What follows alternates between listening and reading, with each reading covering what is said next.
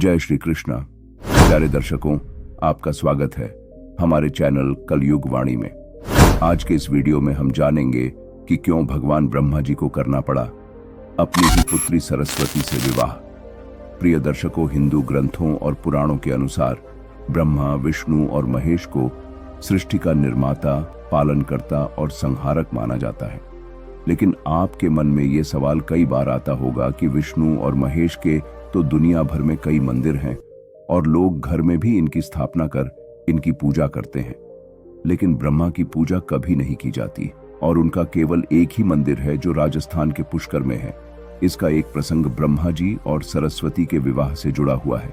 इस प्रसंग का उल्लेख सरस्वती पुराण में किया गया है। तो प्यारे दर्शकों, वीडियो में आगे बढ़ने से पहले आप सभी से विनम्र अनुरोध है कि आप वीडियो को तो पूरा देखते हो, लेकिन आप वीडियो पर लाइक, कमेंट और चैनल को सब्सक्राइब नहीं करते। हम आपके लिए इतनी मेहनत से वीडियो लेकर आते हैं, तो प्लीज आप वीडियो को लाइक करें और चैनल को सब्सक्राइब जरूर करें। तो मित्रों, बिना किसी देरी के वीडियो शुरू करते हैं। सरस्वती जी ब्रह्मा जी की बेटी थी। ब्रह्मा जी ने सृष्टि की रचना के बाद सरस्वती जी को अपने तेज से उत्पन्न किया था। इसीलिए यह कहा जाता है कि सरस्वती जी की कोई मां नहीं थी। सरस्वती जी को विद्या की देवी कहा जाता है।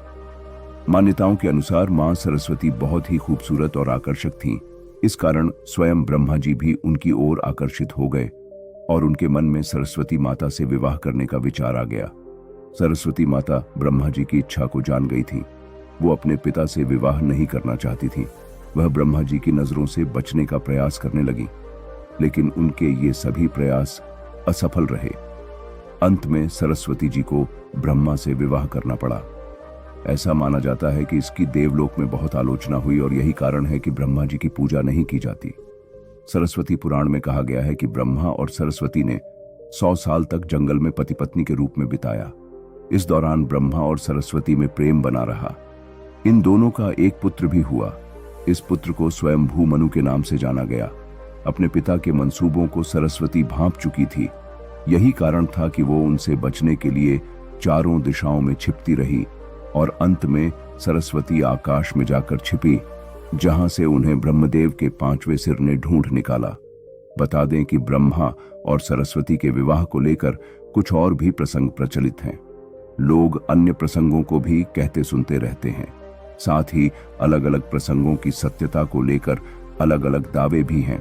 ऐसा कहा जाता है कि पृथ्वी में जन्म लेने वाला पहला इंसान मनु ही था और मनु ही सनातन धर्म, वेदों और संस्कृत भाषा का जनक था।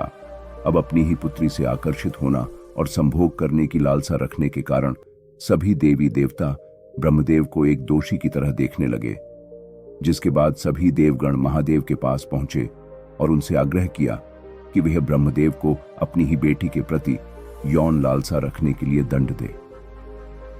ये वाक्य सुनकर शिव जी अत्यंत क्रोधित हुए और उन्होंने ब्रह्मदेव के 5वें सिर को उनके धड़ से अलग कर दिया।